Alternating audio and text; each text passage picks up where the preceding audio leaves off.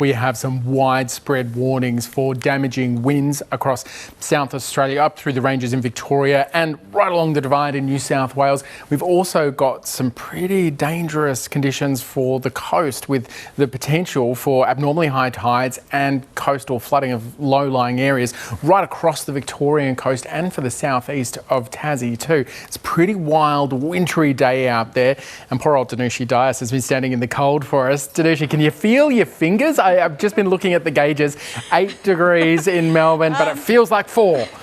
Yes.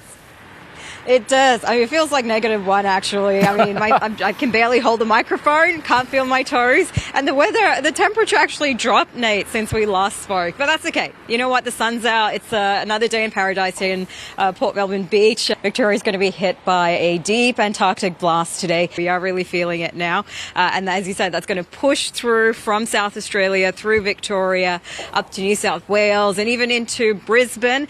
Now, they're not going to feel the temperatures as low as 8 degrees. But 20 degrees can feel pretty chilly up there, and that's what they can see tomorrow.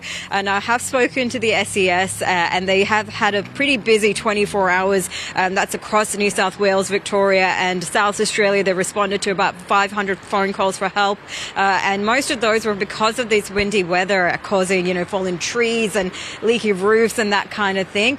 So the advice is to really just keep an eye out for the warnings in your area. Hey, Dinushi, I'm sorry we sent you out there, but thank you so much for taking us through all the details this morning. Cool.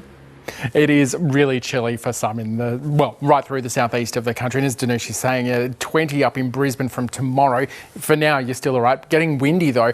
This has been a series of fronts blasting through, courtesy of a low pressure system that's been moving across the bight through the weekend and then bothering us all week. And today, it's not just the wind, it is the cold. We're going to see snow down to 500 metres in Tassie, 600 in Victoria and 700 metres in New South Wales. So we're going to see snow even away from the highest ground. Expect to see plenty of falls, but by the end of the day, it should mostly have eased as the system pushes out into the Tasman. And look, after that, we're mostly looking fine. We're getting back to a pretty normal winter regime with fronts for the south, although we will keep an eye on northern Queensland. Onshore winds there with a deepening trough could bring some decent falls right towards the end of the outlook. So we're only just starting to get an idea about how much rain we could be talking about, but it could be some pretty decent falls, especially pushing into the southeast as we get into the end of the 7-day outlook. It'll be one to watch closely, but for now, my focus is on the southeastern corner. It's only getting to 8 degrees in Canberra today.